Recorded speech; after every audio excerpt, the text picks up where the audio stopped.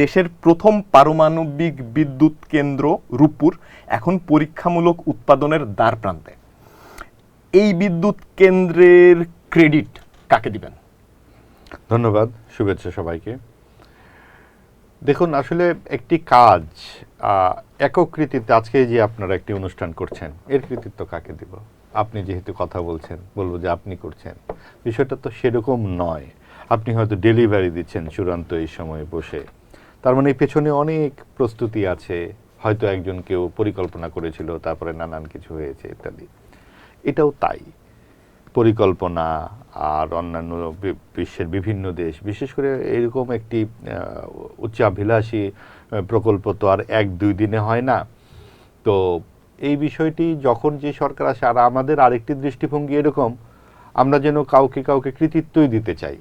আওয়ামী লীগ যারা করেন তারা আওয়ামী লীগকে কৃতিত্ব দেবেন, বিএনপি যারা করেন তারা বিএনপিকে কৃতিত্ব দেবেন, অন্যান্য দল যারা করেন তারা সম্ভব হলে তাদেরকে দেবেন। আসলে রাষ্ট্রীয় যে কোনো প্রকল্প বা দেশের যে কোনো কাজ যখন সরকারিভাবে করা হয়, এটা কিন্তু কারো ব্যক্তিগত অর্থে এটা নির্বাহ করা হয় না। এটা মানুষের, জনগণের করের টাকায় হয়। আমি যদি কৃতিত্ব কাউকে দিতেই চাই, তাহলে আমি বাংলাদেশের মানুষকে কৃতিত্ব দিতে চাই, যাদের বিভিন্ন রাজনৈতিক সংকট, এই পুকুর চুরি, সাগর চুরি, মহাচুরির যে উৎসব চলে, যেই অত্যাচার চলে, যে নিপীড়ন চলে, রাজনৈতিক নিপীড়ন, যে রাজনৈতিক অসততা চলে, অনৈতিকতা চলে রাজনীতির নামে, এর মধ্যেও বাংলাদেশ কিন্তু মাথা উঁচু করে অনেক সংকটের মধ্যে দিয়েও এগিয়ে চলেছে। সেই এগিয়ে চলার একটি স্মারক আজকের এই উদ্বোধন। আজকে যিনি উদ্বোধন করছেন বা যে সরকার উদ্বোধন করছেন, মাত্রই তারা দায়িত্বে এসেছেন এবং 2 মাস বয়সী, তাদেরকে কৃতিত্ব দেবার এখনও কিছুই নেই।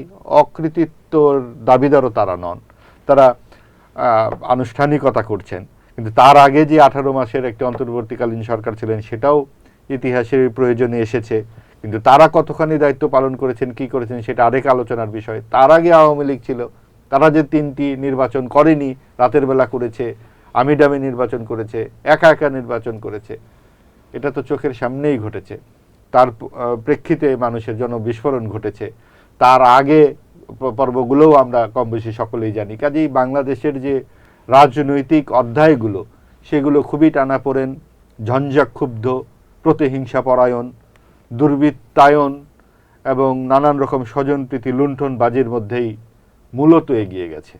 তার মধ্যেও এই ধরনের যে মাথা উঁচু করা প্রকল্পগুলো, যখন আমরা পদ্মা সেতুর উপর দিয়ে যাই, যখন আমরা মেট্রো রেলে চড়ি, যখন আমরা এলিভেটেড এক্সপ্রেসে উঠি, কিংবা এই ধরনের পারমাণবিক প্রকল্পের উদ্বোধনের দিনে, তখন আমাদের মনে হয় যে 1971-এর যে রক্তক্ষয়ী মুক্তিযুদ্ধ, সেটা সত্যিকার অর্থেই অসার্থক হবার নয়।